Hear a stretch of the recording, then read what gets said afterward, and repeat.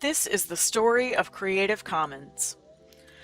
There is a natural tension between the open sharing capabilities made possible by digital technology and the sharing restrictions that are inherent in copyright laws around the world. Creative Commons was created to help address this tension between copyright regulation and the creator's ability to share digital works more openly. In 1998, an important piece of copyright legislation was enacted in the United States, the Sonny Bono Copyright Term Extension Act, or CTEA. This legislation extended the copyright term for every work in the United States, including those that had already been published, for an additional 20 years, making the total copyright term equal to the life of the creator plus 70 years. Note, it was no surprise that this legislation happened just before the original Mickey Mouse cartoon, Steamboat Willie, was due to enter the public domain, and as a result, the CTEA is often referred to as the Mickey Mouse Protection Act. Thanks, Walt Disney. Stanford law professor Lawrence Lessig believed that this new legislation was unconstitutional. Having set limitations to copyright terms is important.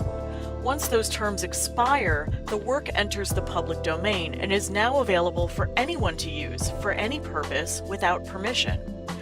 This process is critical to the creation of new knowledge and art so that it can build on work that came before. But if copyright terms keep being extended, then those works never enter the public domain, certainly not in any sort of timely fashion, and therefore they can't be used as a basis to create new works. Lessig, along with a web publisher named Eric Eldred, challenged the constitutionality of the CTEA in court. Their case, Eldred v. Ashcroft, went all the way to the U.S. Supreme Court, but they ultimately lost.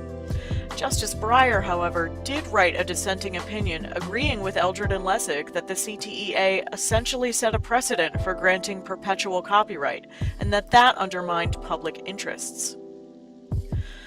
Lessig and others went on to found a nonprofit organization called Creative Commons, which began publishing the Creative Commons licenses in 2002.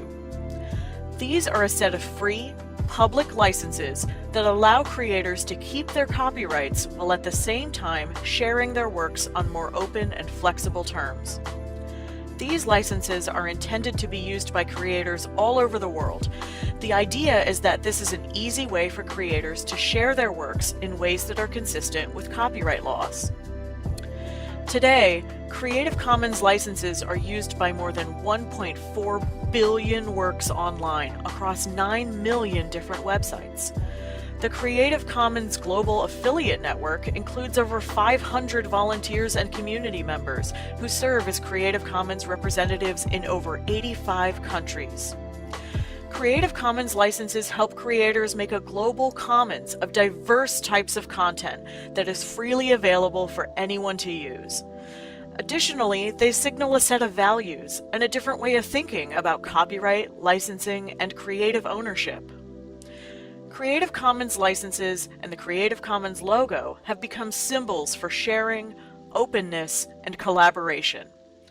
They are one small part of a larger open movement, including open source software, open innovation in the corporate world, open data, crowdsourcing, open access publishing, open science, and open educational resources.